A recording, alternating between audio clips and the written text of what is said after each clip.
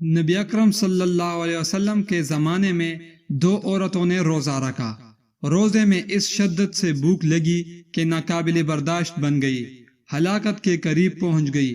صحابہ کرام رضی اللہ عنہ نے نبی کریم صلی اللہ علیہ وسلم سے دریافت کیا تو حضور صلی اللہ علیہ وسلم نے ایک پیالہ ان کے پاس بھیجا اور ان دونوں کو اس میں کے کرنے کا حکم فرمایا۔ دونوں نے کے کی تو اس میں گوشت کے ٹکڑے اور تازہ قایا ہوا خون نکلا۔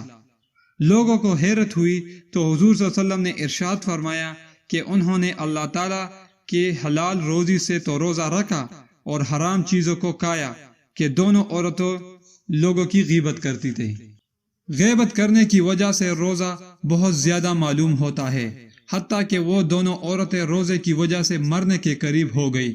اس طرح اور بھی گناہوں کا حال ہے، اور تجربہ اس کی تائید کرتا ہے کہ روزے میں اکثر متقی لوگوں پر ذرا بھی اثر نہیں ہوتا اور فاسق لوگوں کی اکثر بری حالت ہوتی ہے۔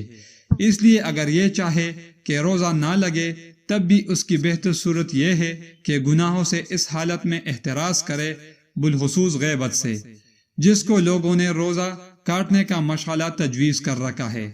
اللہ تعالیٰ نے اپنے کلام پاک میں غیبت کو اپنے بھائی کے مراد گوشت سے تعبیر فرمایا ہے، اور حدیث میں بھی بکثرت اس قسم کے واقعات ارشاد فرمائے گئے ہیں جن سے صاف معلوم ہوتا ہے کہ جس شخص کی غیبت کی گئی اس کا حقیقتاً گوشت کھایا جاتا ہے، یعنی انسان جس بندے کی بھی غیبت کرتا ہے تو اس کا گوشت کھاتا ہے۔